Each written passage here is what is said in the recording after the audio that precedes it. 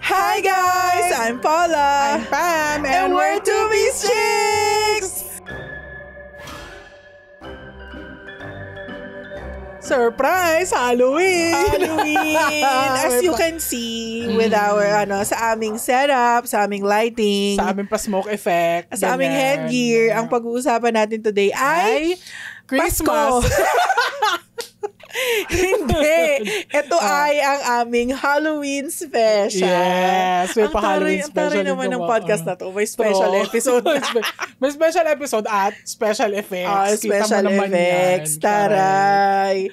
Ayun. Yun, ang pag-uusapan namin. Oh, meron kami smoke machine. Kita nyo ba yan? So, mamaya yung smoke machine namin may beke na. Kasi Manual eh. Pero ayun. So, yun ang ating pag-uusapan today. Bilang ito ay natataon sa Undas 2025. Yes. So, ayun, pag-uusapan namin ang mga ganap during Undas. Yes. Or ano bang Undas? Ano ba yun? Halloween yun. Or araw ng mga patay. All Saints and then All Souls dito Day. sa Pinas. So, Yes. parang Undas ang tawag nila. Hindi ko alam kung bakit Undas ang tawag. Hindi namin na-research kung saan galing yung Undas. Parang hindi ba yan Spanish like? Parang una. Andas ay days? day. First Unang araw ng November. Or baka tama ka naman dun. Ay, Google nyo na lang, guys. Pero, wag nyo kaming i-quote na ang meaning ng Undas ay unang araw ng November. Pero yun siya? Yun ang mga Undas ang tawag sa Spanish nga siya. The term Undas is derived from the Spanish word honras or honors meaning. So parang we are honoring our honoring the dead. So, ito ang ating Dia de los Muertos kasi sa Mexico yun naman yung kanila. Alam mo naman talaga, yes. Sa Coco mo lang nalaman yun eh. True. I love Coco ha. Ayun. So bago kami officially magsimula, gusto lang namin ipakilala yung special guest namin sa podcast na ito. Meron kami special guest. Sila ay currently nagchichill sa aming mga ulo. Correct. So ito nga pala si Undin. At ito si Hunyango. True. Ayaw na namin mag-insert ng itsura ng Undin. Dito, i-google nyo na lang, guys. I-google nyo na Pero lang. Especially yung mga Gen Z listeners and viewers natin dyan, hindi nyo na-gets kung sino si Undin. Pero research nyo na lang. Yung mga millennial titos and titas, you get us. Na pinalaki ng Shake, Rattle, and Roll at ni Manilyn Reynes. Manilyn Reynes. Kilala nyo ang Undin at kung saan siya nakatira. Ang Hunyango naman ay Shapeshifters. So, ayan ang Hunyango. So, yan sila ang special guest natin today. So, andyan lang sila, mag-hangout lang sila with us habang nagkukwentuhan tayo about mga pangyayari during Halloween and Undas. Correct.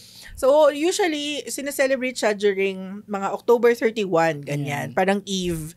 Usually, sa ibang bansa, sa mga Western countries, Halloween ang tawag.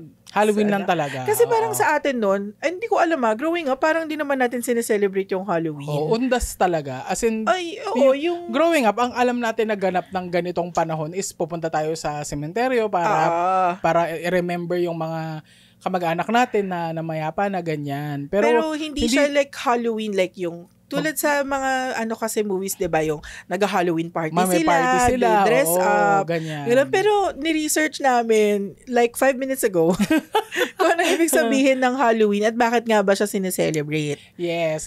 So Ate Pam, ano nga ba ang ibig sabihin ng Halloween?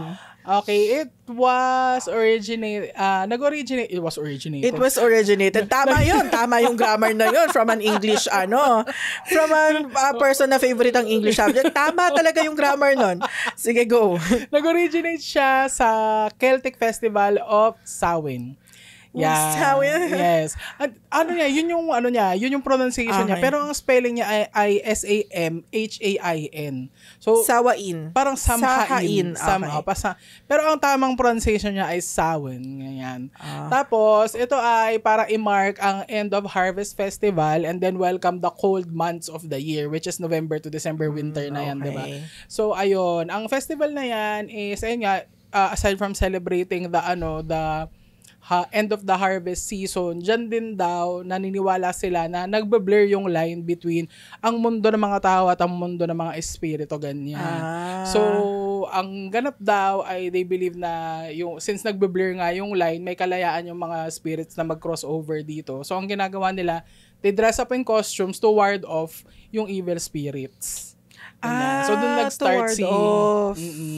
So, very parang lang, sa bagong taon, di ba, kaya nagpapaputok para ward off itabo yung mga masasamang elemento, espiritu, ganyan. Pero hindi kaya sila lalong na welcome? Kasi yung dress up natin, sa kanila din itsura nila. O kaya siguro, kaya ka dapat parang barkada ko yun repa ko yun punta nga ako dito. Kaya ka dapat mas nakakatakot ka pag Halloween. Kasi yung iba naman, parang makukyutan ka kasi yung iba naman naka-cat costume. Cat costume.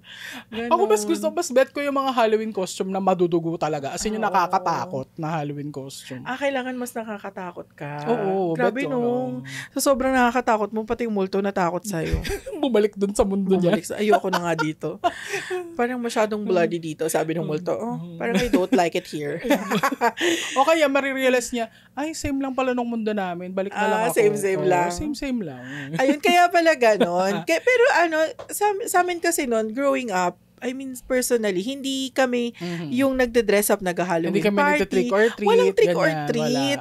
Kasi feeling ko sa mga village lang may trick or treat. Yung safe maglakad-lakad sa kalsada yung mga bata. Kasi pag dun sa lugar namin, baka nasagasaan ka ng rumaragasang tricycle. O kaya mapagtripan ka ng mga tambay dun pag naka-costume ka. Ganun. Oo. So, hindi siya parang hindi conducive normal. for a trick or treat. Hindi siya parang normal. Hindi lang talaga siya tradisyon, ganyan. Dun sa kung saan tayo tumira dati. Saka parang feeling ko kasi pag dito sa Pilipinas ng trick or treat, hindi ma-appreciate ng mga bata yung candy. Ang gusto nila barya. Ang gusto nila cash. Kasi yung parents din nag-aabang kasi yung ginastos nila doon sa costume ng anak nila. Kababawi man lang, 'di ba? Pero sa mga village siguro in subdivision, nagaganon sila, nagte-trick or treat talaga sila na dito uso 'yan. Merong may pa-trick or treat. Umiikot sila, tapos merong namimigay ba talaga ng candies? Oo, candies. Namimigay. Okay. So yun ang ngayon currently sa mga kasi ngayon very uso na ang trick or treat eh. Oo. Dati hindi. Dati hindi uso. Dati sa mga at least sa mga yung hindi nga naka-village, ganyan. Totoo naman kasi sa village, yun talaga, I think more tradition na sa kanila yun dito. Pero pag nasa mga ka lang kasi, sa mga areas na hindi naman closed off, yung open ka sa main road, ganyan, yung hindi ka nga pwedeng maglakad sa sidewalk nang naka-costume ka. Ang tanong, may sidewalk ba tayo? Parang wala naman tayong sidewalk. Ayun. So, ang namin noon, nakagisnan namin noon is, magpe-prepare kami para pumunta sa sementeryo the next day. So, usually, November 1 yan. November 1 and November 2. Pero parang feeling ko, nga common misconception yun. Kasi ang November 1 talaga ay All Saints Day. So, hindi ko alam kung dapat ba nire-remember din natin yung mga santo. Hindi ko po alam. Ayoko naman pong magpaka-expert. Pero kasi based lang din sa pangalan nung holiday. True. So, November 2 talaga ang All Souls Day. Yes. Which pero usually naman, parang October 31, November 1 at 2, nagpupunta ng sementeryo. Pero sa amin nun growing up, 'di ba? Nagpe-prepare kaming pupunta sa sementeryo. Tapos 'di ba parang family family affair 'yon sa amin. Lalo sa sa side ni Mami. Sa side ni Mama. Yung mga mga pinsan namin sa side ni Mama. Usually parang mini reunion namin yung correct. Yung 'di ba? Parang pre-reunion namin 'yon kasi ang totoong reunion January 1. Oo. So yun, nagkikita-kita kami sa sementeryo. Alam mo ba kung saan yung sementeryo? Sa Manila Memorial sa Cavite. Manila Memorial. Hindi ba sa Loyola? Iba pa yung Loyola. Hindi ko alam kung same lang sila, pero So, doon kami so shoutout po sa mga pinsan namin dyan. Kalat na kami all over the world eh. So, hindi na rin kami masyado nagkikita-kita lahat. Pero yan, family affair talaga yan siya. Kasi naalala ko na magdadala pa kami ng banig dyan. Tapos, mag-aano kami, dyan kami magtatambay. Minsan, may dala pang gitara. Magja-jam, ganyan. Tapos, naalala ko pa nun, kada undas, yung dati parang bata pa tayo, parang yung undas yung recruitment ng kung sinong mapapauwi sa bahay namin. Alala mo? Kasi yan eh, di ba syempre magkikita-kita kayo magpipinsan. Tapos mamimili na kung sino yung sasama. Yung sasama sa amin pa uwi ng bahay namin, yung mga pinsan namin. Kasi sem break yun, di ba? Sem break. So parang magbabakasyon sila dun sa amin, sa bahay namin. Hanggang magpasokan ulit. So ayan, ang very demanding dyan si Ate Ne. Ate Ne! Shoutout sa'yo, Ate Ne. Oo, shoutout sa'yo. Laging in demand yan si Ate Ne. Laging gusto namin si Ate Ne ang kasama namin pa uwi. Number 1 lagi sa listahan yun si Ate Ne. Ng sa mga pakulo sa kung ano-ano. Kay Ate Ne namin nalaman ng open forum. Yan. Open Ate Ne mahilig pa open forum. So, ganyan ang galawan, di ba, natin magpipinsan. At saka kasi, parang growing up, si Ate Ne talaga yung natin, parang yung glue ng natin. Hindi kasi siya yung parang pinakamatanda din sa atin magpipinsan, di ba? Sa generation natin. Although may mas matanda pa sa kanya, di ba sila Ate Bing, sila Kuya Renan yun. Pero, yung close sa atin. Yung sa generation namin, si Ate Ne, yung parang pinaka-ate namin. The best talaga yan si Ate Ne. Daming pakulo niyan. Siya ang leader namin nun. Para siyang head ng engagement team.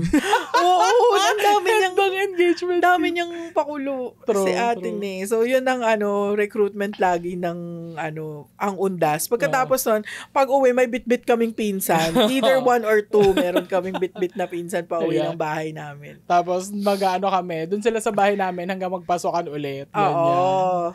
After ng sem break yun, no? Oo. After na, bali, the rest of the sem break, dun nila i-spend sa bahay namin. Tapos, tsaka sila uwi, pagpasokan na. Babalik sila ng Cavite. Ayun ang mga ganap pag-undas. Meron ka pa bang naaalala nun? Sa undas, lang naman eh. Sa undas, very very big deal dyan ang magluto ng biko. Diba? At least sa household namin hindi namin alam sa inyo. Yun talaga as in mawalan na ng ibang pagkain, wag lang biko. Totoo. Wag lang biko, totoo. At saka may shifting ng halo yun eh. Oo, kasi kailangan mong haluin yun para lalo hindi pag marami mahirap siyang haluin. Lalo pag tulyasi yung lalagyan. Tulyasi ba? Basta yung malaking kawali. Ayun. Ano yan, shifting. Una si mama muna. Tapos sunod na si nanay na yung sunod. Minsan nakikihalo din si Tita Pe. Nakikihalo din siya. Ayun ang parang sobrang nung time kasi na yun, 'di ba, compound tayo. I mean, maraming nakatira sa bahay namin eh. So parang maramihan din yung food. Kaya maramihan din yung food lalo pag mga ganyang Pasko, ganyan undas, pag may ganap. Yun talaga, as in, nagpipitch in lahat magluto. At number 1 yung biko na yan. And then, yung I never really understood. Siguro, hindi ko masyadong alam 100% yung significance nito. Yung magtitirik ka ng kandila sa doorway. Oo. Ang sabi nila, para daw mag-guide yung mga lost spirits. Para to light their way, ganyan. Kaya to light their way, ganon. Okay. Ewan ko kung saan sila papunta. Okay. Kasi paano pag nasa expressway sila naligaw? Walang kandila doon. Lalo sa Skyway. Sa mga residential lang. Pero yun ang sabi nila sa pamahiin. na to light, parang i-guide mo yung way nila. Parang hindi sila maligaw dun sa bahay mo. Ganon. Alam nila na yun yung daanan nila pa ganon. And then, kasi, paano malalaman yung bilang naman? Kasi merong iba na ang dami. Ay, hindi ko lang alam. Depende siguro kung ilan yung nabili mo. At saka ilan yung natira. sa bilihan. Kasi ubusan, girl. Oo, ubusan talaga pag ng kandila. May kandila Hunger Games talaga minsan. Kaya ako, as early as October 25, bumibili na to ng kandila. Girl, October, meron na akong kandila. Ready na ako. Kasi nga, grabe ang Hunger Games ng kandila talaga. True. Hindi, nagkakaubusan. Oo. Kasi nga yun, yung pamahiin nga na kailangan magsindi ka ng kandila, gano'n. Parang ang may nakapagsabi sa akin nun, yung number ng kandila is depending on kung ilan nasa family nyo yung departed. Pero paano yun ang dami? Immediate lang siguro. Immediate yan. Siguro hanggang lolo, ganyan. So, kung sa atin, si nanay, si tatay, lola Sikla, lolo Federico, daddy, immediate lang. Okay. So, sa parents and then sa parent of parents. Gano'n. Ano pa ba mga pamahiin nung time na yon sa undas? Parang yun lang naman, no? Yung magsisindi ka ng kandila. Tapos mag-aalay ka yung offering. Mag-aalay ka ng pagkain. And dito sa amin, at least sa Pilipinas, no, hindi lang siya flowers and candles, may food din. May food, so yung food na kainin nyo, ganyan. Tapos meron pa yatang pamahiin na, 'di ba, yung food, halimbawa hindi ka nakarating sa sementeryo, so sa bahay magtitiri ka ng kandila. Tapos aalayan mo ng food yung para sa para sa yumaon nyo ng loved one. And then, pag kinain mo daw yung food na yun the next day, may healing powers daw yun. Ay, grabe. Hindi mo alam yun? Yung babae, ayun. May agimat pala yan siya. May agimat yung healing powers. Hindi ko alam yun. So, kung broken kayo, o November 2, kumain kayo ng mga inialay sa... My God, ang dami na. Bukod sa pagkain ng 12 grapes, kumain ka din ng alay the next day. Kumain ka ng alay the next day. Oh my God, please don't quote us. Shucks. Kasi syempre, ang tagal nang nakabadbad nung pagkain doon. Baka napanis na yun. Girl, amuyin mo muna bago mo kainin, ha? Okay. So, ayun, offering. Hindi naman siguro mawawala yung powers nun pag microwave nyo. So, baka pa, no? Ang tawag dyan na-elevate. Na-boost pa yung power. Grabe. Ano ba yan? Ayun, yung mga narinig ko pabahiin nung undas. Sige, naman tayo? Since naman to, teka lang, hindi na naman tayo nakapag-time. 12:52. Isa sa mga favorite na pag-usapan kapag Halloween ay mga scary stories. Yes. Meron ka bang scary experience? Feeling ko same tayo nung experience na yun. Grabe talaga, first hand yun eh. True. Kasi merong isang undas noon sa amin na, like we said kanina, sa compound kami nakatira, diba? So, yung mga kasama pero namin disclaimer lang to we never really fully understood kung ano yung nangyayari. Kasi mga bata pa kami nito. Pero ganito yung experience namin. Ito yung nakita namin nung time na yon. So, normal siya na undas noon. Lahat kami nasa bahay, overflowing ang biko, tapos kumakain kami ng dinner. And then, doon sa isang table, nandun yung daddy namin, tapos yung ibang mga tito namin nag-iinom sila, ganyan. Tapos yung isa doon sa mga tito namin na yun, pumunta siya sa kusina, hihingi siya ng food. Yun, humingi siya ng food doon kay nanay, sa lola namin. Tapos maya-maya bigla siyang tumahimik. Tapos parang siyang nag-seizure, like natumba siya. Tapos parang nag-seizure parang may nginig. Well, bata pa ako nun, so hindi ko pa alam kung ano yung seizure na sinasabi, pero naalala ko na nanginig siya habang nandun siya sa floor. So, akala namin, baka kinukumbulsyon, ganyan. No? Tapos, naglapitan lahat, anong nangyayari, ganun. Tapos, bigla siyang umupo ng super straight, tapos parang hindi na namin siya kilala. Yung mata niya, parang nagdilisik. Walang spark. Parang hindi siya buhay. Alam mo yun yung scary part na nawala yung spark sa mata niya. And then, nagsimula siyang magsalita in a voice na hindi kanya. Hindi kanya. Totoo. Oh my God, kinikilabutan ako. Kinikilabutan ako. Totoo yun, guys. Kasi yun talaga, as in, parang, nagsimula siyang magsalita, tapos parang nagsimula siyang magmura, parang, God damn it, mga bullshit kayo, ganyan. Parang, hindi na ako naaalala, ganyan. Tapos biglang umiyak si nanay, yung lola namin, yung mom ng dad namin. And then, nakilala niya yung voice as si tatay. Yung lolo namin na, hindi namin yun naabutan eh. Bata pa sila daddy nung namatay si tatay. Umiyak yung lola namin bigla, tapos ayun nga, si tatay, ganon. Tapos, merong isang nagsuggest na takpan yung mukha niya. Kasi yung mata niya nga. Oo. takpan ng itim na na tuwalya, ganyan, or cloth. So, tinakpan nila. Hindi, ang ginamit nila yung t-shirt ni Kuya. Talaga ba? Naka-black si Kuya noon tapos pinahubad yung t-shirt sa kanya. Tapos yun yung naalala ginamit. Mo yung detail, Oo, naalala ko yun kasi lamig na si Kuya. Oo. Kasi wala siyang damit. Tapos yung pinakuha pa ng damit yung helper namin para may damit nga si Kuya. So, ayun, tinakpan yung mukha niya and then dun siya sinimulang kausapin. Tsaka kasi siya, nung tumayo kasi siya, nagwawala kasi siya eh. Tapos siya, yung hinahawakan siya ng mga stay-in namin na empleyado. Tapos tumatalsik sila, True, sobrang yung lakas. pag ginaganon, tumatalsik talaga sila. Tapos hanggang sa, yun parang sinabi ni Daddy, okay sige, kalma tayo.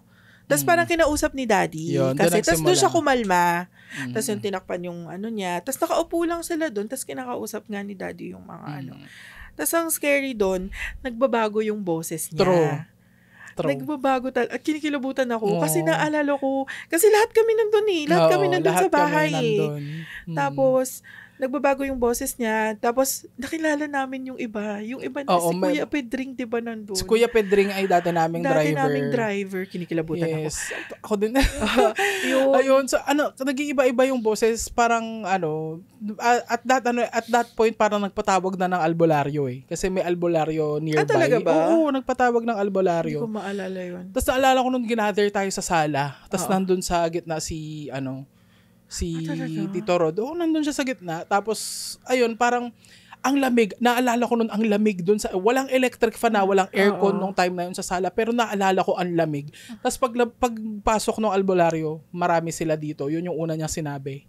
Marami sila. So, maraming spirits na. Hindi ko alam yun. Baka hindi kami sinama niyan. Siguro. Kasi nung time na to, sumuka na si Chanong nito Kuya, oo. Tapos parang sinasabi, ginaganon siya, hinihima siya sa likod ng daddy namin. Wag tong anak ko, ganyan. Tapos, ayun na, sumama ako nun kasi ako yung pinakamatanda. Hindi matanda ka na kasi doon ata. So, parang may sarili na ako isip. So, sumasama ako dun sa mga tao. Ayun, yun nga, marami sila dito, sabi ng albularyo. Tapos, ayun, parang isa-isa, para silang nag-interview, na isa-isa silang pumasok dun sa Tapos, ayun tapos nagsabi sila, basically, ang gusto lang talaga nilang iparating is, i-remember nyo kami. Ayun. So, na ganun. Pero, grabe yung experience na yun para sa bata. Grabe, legit. And, ako, nung time na yun, hindi ko siya fully ma-understand. Kasi bakit anong nangyayari? Bakit ganun? Bakit nagbabago yung boses niya? Bakit tumatalsik yung mga tao? Ganun yung ko. Naisip ko, tapos parang late ko na na-understand, ganun, may ganun pala. Although, hindi ko kasi din alam na para bang, totoo ba yun? Totoo bang nangyari yun? So, kaya sinasabi ko na hindi ko siya fully ma-understand hanggang ngayon. Pero, ganun yung experience namin kasi nakita namin siya first hand. Tapos, yun nga, hindi ko na nakita yung mga sinasabi mo. Hindi ko na alam yung mga ganyan. Late in the na to siguro mag-aalas 10, alas 11 na to ng gabi. Nandun pa rin kami, ang dami namin doon, mga tito, tita. Tapos, ayun nga, yung mga nakapaligid doon na yung mga spirits, yung pag nagbabago ng boses si Tito Rod, bigla silang naiiyak ganyan, biglang humahagulgul kasi nare-recognize nila kung sino yung tao na yun. Ang naalala ko lang nung nare-recognize kong boses, si Kuya Pedring lang. Oo. Si Kuya Pedring. Kasi hindi lang yung boses pati yung niya, yung demeanor niya na uupo siya nang nakaganon. Si Kuya Pedring mahilig umupo nang nakaganito Ganyan. So nung gumanon siya, parang si daddy nung napaganyan, parang kilala ko to, parang gano'n. Nung nagsalita, si Kuya Pedring napaganon ako. Kasi naalala ko siya may konting core memory sa kay Kuya Pedring na ganyan, umupo ng ganun si Tito Rod, nakatakip pa rin yung t-shirt sa kanya, ganyan. Tapos, ayun, nagsimula siyang, magkwento na wala daw, parang walang dumadalaw sa kanya, ganyan. Kasi, most of the spirits na nakausap namin ito sa dad side namin, mga taga Isabela. So, ayun, lalo si tatay galit na galit kasi parang feeling ko, ang tagal niya nang hindi nadadalaw. Kung nasaan man siya. As in... Baka kasi talaga. Well, siguro dahil nga kasi nandun sila sa province din. And then most of the people na part ng naging company ni Daddy noon is nandito kasi sa Manila. So, yun. Pero basically, yun nga yung sinasabi nila. Gusto, parang i-remember nyo kami. Ganyan. Ganun lang. So, yun lang naman. Wala namang nasaktan. Wala naman. Wala naman. Ang nangyari the next day, isa syempre na kumalma na. Tapos, Si ano nun, parang hindi niya rin alam yun. Hindi niya nagising matandaan. Nagising siya, hindi niya matandaan kung anong nangyari. Ang sinabi niya lang, pagod na pagod siya. Oo. Ayun lang. Pero hindi siya man yata matandaan yung nangyari. So, parang the next day, since gano'n nga, nagpahanda si Daddy. Nagpahanda siya, as in nagpaluto siya ng maraming pagkain. And then nagpamisa. As in, naalala ko nun, yung buong compound namin nandun. Sa misa, nandun kami lahat. Tapos, yun nga yung reason, parang, kasi kami din yung mga bata noon, ina-explain din sa amin kung anong nangyari. O bakit may pamisa, biglang may pamisa doon sa namin, sa bahay namin, ganun. Bakit biglang, ang dami-dami namin, lahat ng empleyado talaga nandoon. Tapos yun, ina-explain nga na, yun, we have to remember nga yung mga, natin, yung mga namatay natin na mga kamag-anak, ganyan. Kaya tayo magpapamisa, magpapakain tayo, ganun. Tapos yun, ganun yung nangyari noon. And, kumalma naman siya. True. Pero siya, core memory talaga siya. Hindi naman na siya naulit during the succeeding years. Pero yes, core memory na a mix of traumatic at saka eye-opening. Doon ako doon ko unang naisip na hindi na ako matatakot sa multo. Kasi yung multo is just parang idea siya ng mga spirits na meron pang unfinished business. Parang ganun. So, multo lang sila pag meron pa silang grievance, ganun. And spirit sila, is tayo nang parang, di ba, ang paniniwala naman kasi lahat tayo spirits na nagkakaroon tayo ng body. Di ba, to exist in this plane. So, ayun, parang doon ako mas naniwala na, yung mga, natin, yung mga departed na kamag-anak natin, nandyan pa rin sila. Yeah. Hindi sila nawawala. So, ayun. Kaya merong mga ganitong klaseng ganap, undas, ganyan. It's their day. It's for us to remember them. At saka, I guess for the people na lang din na nakikinig nito, huwag niyong gawing biro yun. True. Hindi siya, hindi. Kaya ako naiinis ako sa ganun yung ginagawang biro yung ganong experience, yung sapi-sapi.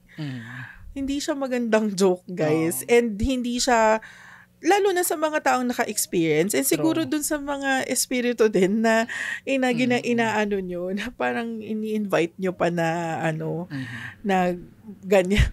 Hindi siya magandang biro talaga. Hindi ko siya, lalo na yung sa mga news, yung makikita mo na ginagawa nila yon para to get out of class, to get out of work.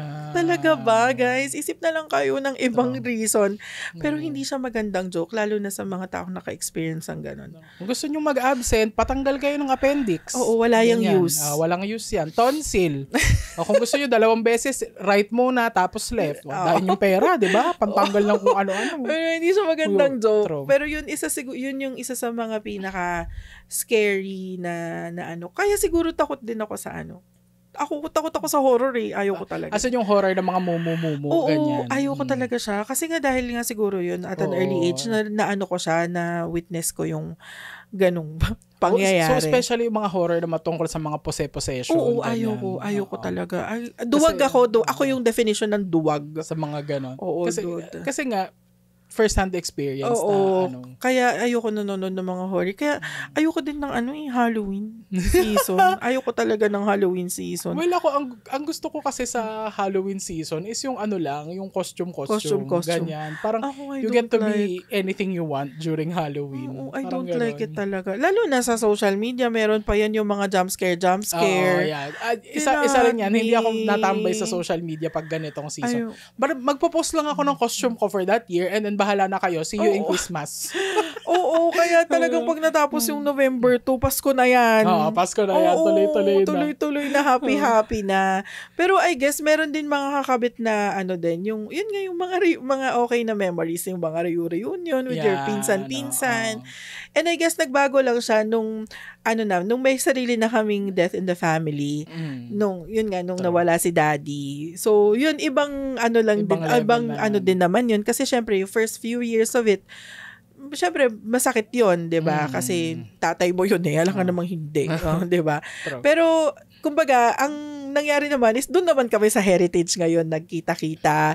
Yung side naman ni Daddy. So, ang naman doon, ang ginagawa namin, first few years, nagka-camping pa kami doon. True. Nagte-tent kami doon. Oo, October 31, nagtatayo kami ng tent, tas doon kami natutulog until November 1.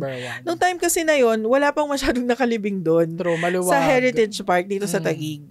maluwag pa talaga. Ngayon hindi na, halos dikit-dikit na. So, dati naalala ko nung may patent pa kami, tapos buong araw kami magsistay doon ng November 1, tapos maraming pagkain, tapos halos lahat ng kamag-anak ni Daddy dadalaw. Tapos yun, yun naman ang naging reunion naman ng mga kamag-anak namin sa side ni Daddy. Mga pinsan naman namin sa side ni Daddy. So yun, nakakatuwa kasi makikita mo din kung, sabi nga nila, makikita mo talaga kapag gaano ka daming na-touch yung taong yon. Kasi ang dami-dami namin lagi. True. Parang 3 sasakyan kami doon. Lagi. Nagpupunta. Kada undas. True. At dumadating sa level na nagkakaubusan ng pansit. Guys, ganun karami. Ganun kadami ang dumadalaw. Pero syempre ang Biko unlimited yan. Unlimited yung Biko. Kasi kanya-kanyang luto na. Marami na nagluluto ng Biko, marami ng source Marami ng source ng Biko. So yun yun naman ang nagbago nung nawala si Daddy kasi yung mga nasa side naman ni Daddy yung nakakasama namin during, naalala ko nga nung bagong mga early years ni Daddy, every Sunday nandun kami sa puntod niya. Tapos, parang yun yung Sunday namin. Sunday, family day, bonding. Oo, kasi lahat yun, pati yung mga kamag-anak namin na iba din. Tsaka kami, growing up talaga kasi, nasanay tayo sa Sunday family day, di ba? Come hell or high water, magkakasama kaming pamilya ng Sunday. Kaya dun kami kay Daddy nung kami sa puntod ni Daddy, parang kasama pa rin siya. So, family bonding. So, yun, nakakatuwa kasi yung mga namin, mga tito namin, dati. Yung mga tito namin ngayon, matatanda na Hindi na kayang umupo niyan sa damuhan. May dala na laging camping chair yung mga yan.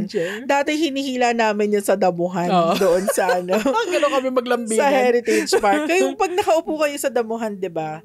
Abangan mo yung tito mo pag umupo na siya sa damuhan. Tapos hihilahin mo yung paa niya. Pababa nung heel. Ganun ang joke namin nun. Pag undas, ganun din. Kasi nung mga time na yun, konti pa lang yung tao sa Heritage kasi. Tsaka ang ganda ng damo dun dati. For some reason, dahil ba marami nang nakalibing, na ginangahapakan, ganyan. So, ganun ang ang ganap pag undas ngayon lately. Ngayon kasi parang hindi na rin kami masyadong nagsistay sa puntod bukod kasi sa marami ng tao nakasabay namin doon. Syempre may iba-iba na rin kaming ginagawa, ganyan. Hindi na makapag-stay ng katulad ng dati. Na buong araw gabi nandoon. And also yung kasi yung mga puntod din, dikit-dikit na din. So, hindi ka na rin makakapagtayo ng tent, ganun. Hindi ka na makakastay ng matagal. Kasi syempre, consider mo din yung ibang yung tao iba na din. Gustong dumalaw dun sa loved one nila, diba? So, yun, dadalo lang, stay ng konti, ganyan. Tapos, uwi na din. Ganun na lang yung kasi grabe din naman kasi ngayon din ang dami talagang tao. True. Minsan nga pa kami, November 2 pa kami nagpupunta. Para at least 50% wala na yung mga tao. At least. Kasi syempre yung iba din, lumuluwas sila from malayong lugar. Kami lapit lang namin diyan lang kami. Karatig lang kami, Karatig City lang kami. So yun ang ginagawa namin during undas. Bukod sa pagpunta sa sementeryo at mag-bonding with mga pinsan. At lumapang ng Biko all day. Lumapang ng Biko all day at pansit. Hindi ko alam kung bakit long life ang gusto natin para sa mga, yun yung alay talaga natin. Parang sabi siguro nung patay, talaga ba? Sabi niya dun sa pansit, talaga, kailangan gusto mo long life ako. Sabi nung patay, really? The irony of things. Sabi niya dun sa pansit mo. Ayun. Ano pa mga natin? Gusto natin pag-usapan? Core memory dyan, syempre, ang Magandang Gabi Bayan na Halloween special. Nakapanood ka ba nun? Oo naman. As in buo, ha? Buo. Hindi, syempre nakaganto ako the whole time. Yung nakaganito, ate, na ba? Lumabas na. Lumabas na ba yung mumo? Lumabas na ba? Magandang Gabi Bayan. Ano yan? Millennial things. True. Yan ang namin noon. Kumbaga, kung sa Netflix ngayon, talagang pag Halloween, puro Halloween movie yung makikita nyo dyan. Kami, isa lang. Magandang Gabi Bayan lang. Halloween special. Tapos, si Kabayan Noli De Castro lang talaga ang OG. Correct. Talaga, sobrang Tsaka kasi talaga siya, true stories from Filipino people, true ghost stories ng mga Filipino talaga yung mga fini-feature doon. So yung mga makikita nyo doon, mga typical Pinoy horror stories like White Lady, ganyan, yung mga, kung meron pa nakakita ng aswang, tikbalang, ganyan, ano pa ba yung mga kapre, ganyan. Kapre. Oo. Ang pinaka-traumatizing na episode sa akin dun is yung yung aswang talaga. Aswang? Manananggal, yung manananggal variation. Okay. Variation. No? Okay, I'm not pretending to be an expert sa mga Pinoy, folklore, mythological creatures. Pero, I think may difference ba? I think walang difference ang aswang at manananggal eh. Parang si manananggal ay, ayun nga, variant nga lang siya ng aswang. Mutation siya ng Oo, na kaya so, parang yung manananggal ay may skill siya. Oo, may skill siya Ang first skill niya ay maging kalahati at lumipad. At lumipad, okay. Yun. So, si aswang ay, aswang lang siya. Parang, so, parang generic yung aswang. Parang, yes.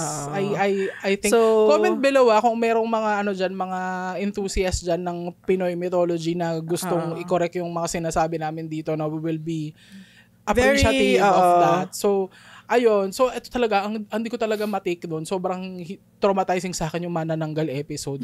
Kasi, yung kwento doon nung na-feature doon sa Magandang Gabi Bayan, parang gabi yun, ganyan, gabi. Tapos, doon sa nila, sa likod ng bahay nila, merong puno. Tapos, nung gabing yun, lang siya, parang may naririnig siyang kumakaluskos dun sa likod ng bahay nila. Tapos nakita niyo yung manananggal sa puno, nakaganyan. Oo, as in, nung inilawan niya ganun ng flashlight, nakaganon sa kanya yung manananggal. Wala siyang wala siyang kalahati lang. So, pinakita talaga, may reenactment eh. Sa Magandang Gabi Bayan, may reenactment, hindi lang siya kwento eh. So, dun sa reenactment talaga, sobrang scary nung itsura dun ng manananggal na kulot yung buhok niya na messy, tas nakita mo talaga yung dugo dun sa sa kalahating katawan niya, tas kagano'n, tas yung itsura niya parang kakainin niya talaga yung nakakita sa kanya. Kuya, i-overlap mo kay ate yung aswang na. Joke. Ito yung thumbnail. Natanggalin natin ganyan yung thumbnail. Yun talaga, ang traumatizing talaga sa akin yun. Yung kasi, yung mga White Lady na features, parang ang common eh. Common. Lalo yung Balete Drive, yan. Yung kasi yung unang sumikat na kwento ng White Lady sa Balete Drive. Tapos, ayan, mga kapre, tikbalang, not so scary na yan sila. Ang scary lang talaga yung mga aswang yan. I think yung kapre and tikbalang, hindi sila nakakatakot because yung prosthetics kasi nung time na yun. Parang hindi naman mukhang kabayo yung tikbalang. Kabayan, yung tikbalang nyo po, hindi po. Pagod na. Yung tikbalang nyo po, parang galing sa Shopee. Gagi. Hindi siya nakakatakot. O sa mga nanood ka, sabi mo, di ba? Yung mga ganyan. Yung mga ganyan nga, normal yung mga elementals. Mga elemento ng Philippine, folklore. Ang usually, inaano nila doon, ang fini-feature nila doon. Naalala ko pa nga yan, kasi di ba, sobrang luma na nung Magandang Gabi Bayan. Tapos merong year na nag-comeback yung like reboot, ganyan. Oo, nag-comeback. Kasi, di ba, naging presidente. May history na siya. Di ba, maganda. Di ba dating newscaster si Noli De Castro? Tapos, siya yung Magandang Gabi Bayan. Siya talaga yung nag-ano every year.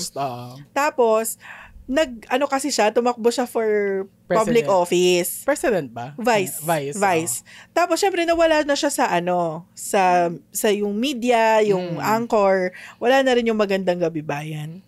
Tapos, nung tapos na siya dun sa termino niya, bumalik yung Magandang Gabi Bayan. Talagang inabangan ng mga tao. Yung Magandang Gabi Bayan. Naalala ko nun, nag-set up pa tayo ng screening sa kwarto, sa bahay namin. Kasama ba ako dyan? Oo, nandito ka. Bakit naman ako manonood ng mag-isa ko? Okay. Siyempre, nandun lang ako for the hype. Baka hindi ko lang maalala. Ayun, tapos bumalik siya. Merong year na bumalik siya. Tapos yung nagpalabas sila ng mga ganyan. Ganun pa rin. Yung kabayo pa rin nila yun. Yung pa rin yung kabayo nila sa tikbalang. Hindi sila bumili ng bagong kabayo. Hindi pa rin nakakatakot yung tikbalang eh. Kaya, ayun, yun yung isa sa mga Corme. Pero hindi ko siya pinapanood kasi nga, scared little shit ako eh. Time na yun. Natakot ako. Pero, ang origin story talaga niyan is dahil sa'yo. Bakit? Dahil sa'yo kung bakit takot ako sa horror films. Bakit? Anong ginawa ko? Kasi alam mo ba, 7 years old lang ako nun, te. OMG! Pinapanood niya sa akin yung The Exorcist. Parang tanga. Oo, sabi niya sa akin, alikayang nood tayo ng movie. Parang nirent mo pa ata yung ano na yun yung CD. Nirent mo pa sa Video City. I don't know saan mo nakuha. Pero pinanood niya sa akin yung The Exorcist. Yung original yung first na The Exorcist, yung gumaganon sa sa hagdanan. Nakabaligtad siya. Matumbling sa hagdan. Oo. Kaya parang sabi ko, parang dapat ba pinapanood to ng 7-year-old? Parang dapat Blue's Clues lang yung pinapanood ko nung time na yun. Pinapanood niya sa akin yun, kaya wala na. Takot na ako sa horror films. Yun yung first na ko na parang vivid memory ko na kung bakit alam ko na natatakot ako sa sa ganun, sa mga mumu. Oh my God, kasalanan ko pa pala. I'm so sorry. Oo, pero sa kanya wala lang yun. Naalala ko yung nanonood siya ng horror, mag-isa niya lang, nilalak niya pa yung pinto, pinapatay niya yung Psychopath yan. Kasi growing up, magka-share kami ng room. Magka-share kami ng room. Kasi, ewan ko, ang dahilan ng tatay namin is para hindi daw maghiwalay ang ugali namin. Ayun, bad trip lang ako sa kanya lalo. Anyway, ayun, syempre, yung TV namin nun, share yung TV namin. So, alam nga namang magstay ako doon. As in, nilak niya yung pintuan, tapos nanood siya ng yung Emily Rose ba yun? Nanood siya, mag-isa niya. Tapos nilak niya yung pinto, pinatay niya lahat ng ilaw. Ewan ko dyan, psychotic. Para full experience, sine. Ayun, kaya hindi ko siya maintindihan. Kaya ayun, hate ko talaga ang mga horror films. Tapos, duwag nga ako growing up. Tapos, alam yun ni Mama. Alam ni Mama na weakness ko ang pagiging duwag. Kaya pag meron akong ginagawa na ayaw niya, tinatakot niya ako. Like, kunyari, nagkukulong ako sa CR. May white lady dyan. Labas na ako. May white lady. Labas ako kahit wala akong saplot.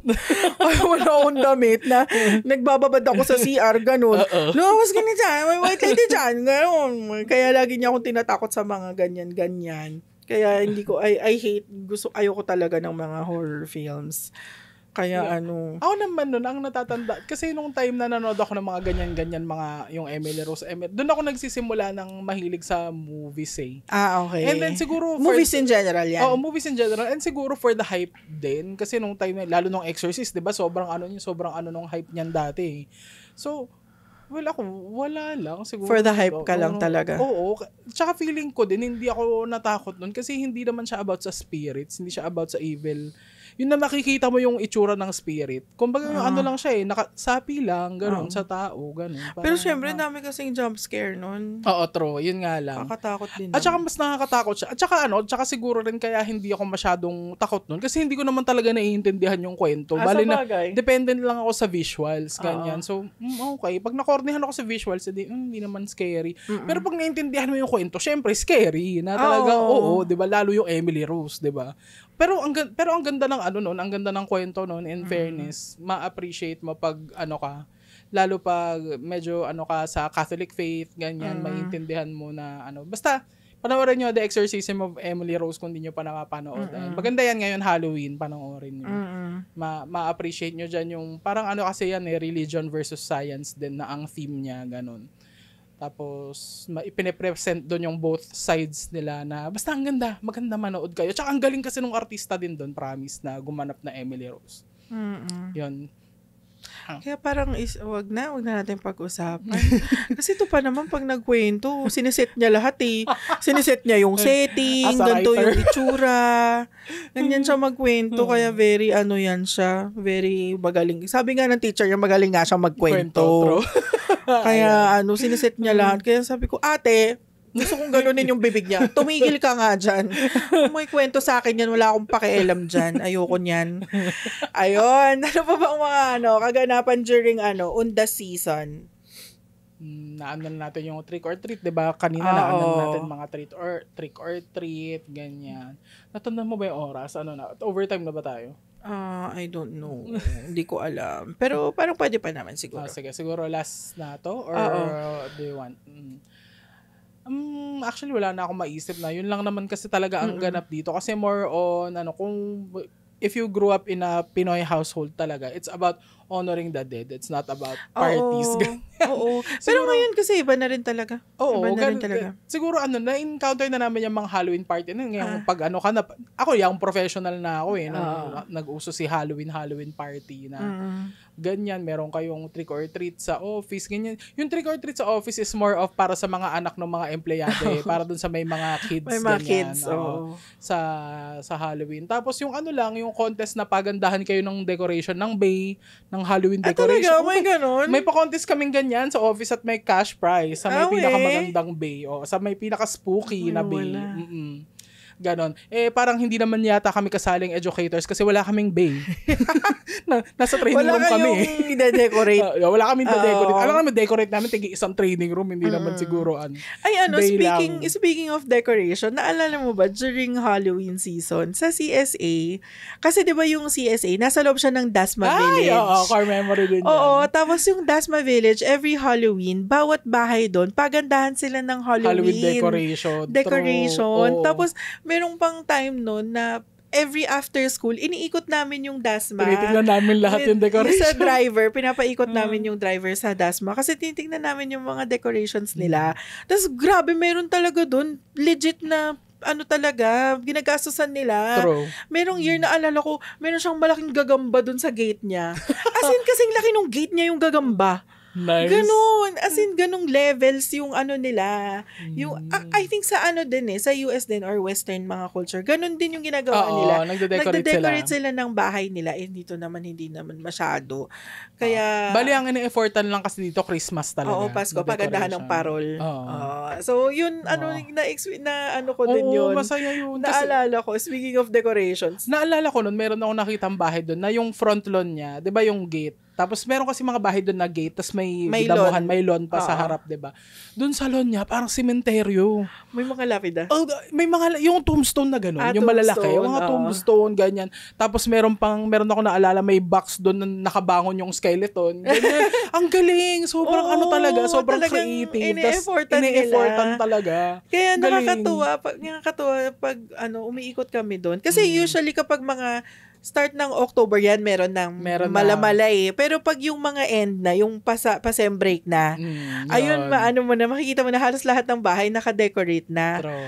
So yun, iikot kami doon. Ang ganda-ganda. Ang saya-sayang tingnan nung kasi talagang in-effortan nila. Hindi ko alam kung may cash prize yun or talagang sila lang. Parang competition lang nila, no? Sila lang siguro. Sa village.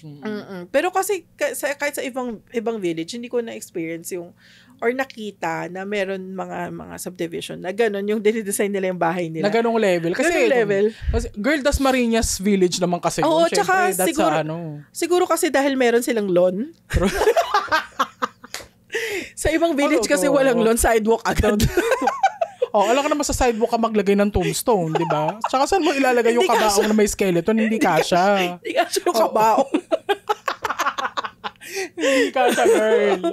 Ayun. So, kailangan talaga may lawn ka para mga ganong high level na Halloween decorating. Kailangan may lawn ka. Ang hirap ng requirements. Grabe yung criteria of judging. Number 1, size of lawn.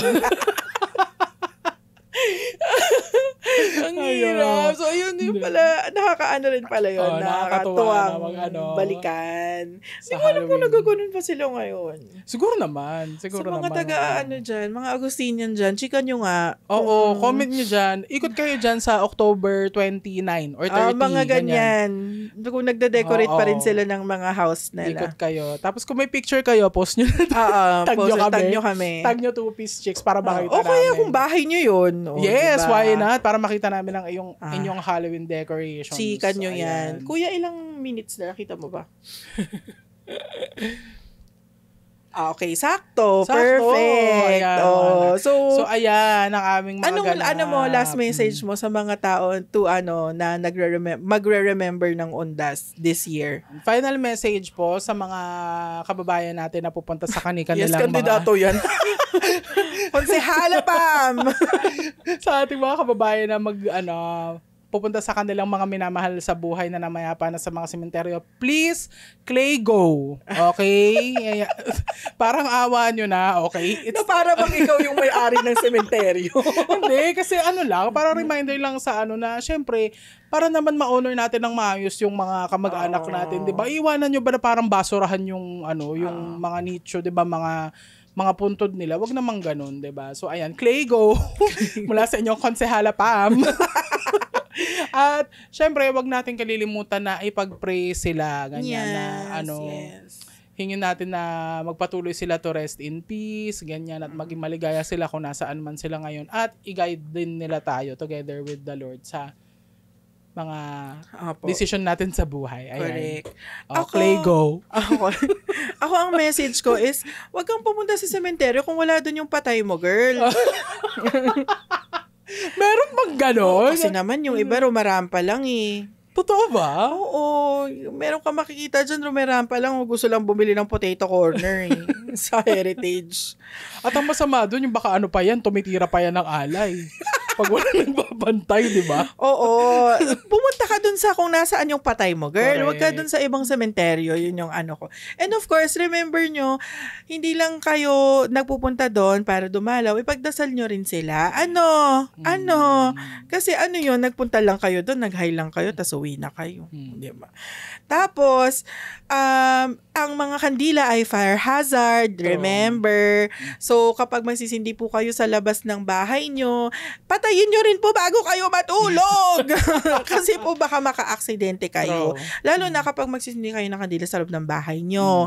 Kasi baka madamay yung iba. Yung iba walang fire insurance. Kawawa naman sila. Okay? So, ayun. Remember the dead and Lego. Pumunta ka sa sementeryo kung nasan yung patay mo. Okay? Claygo. And fire hazard. Yun ang namin. And pray for your... Kalimutan pa yung pray. Baka kalabitin tayo ni Lord dyan. Ayun. So, that's it. We are ending this episode. Oh my God, buti na lang nalampasan ko na tong season na naman na to, nitong taon na to.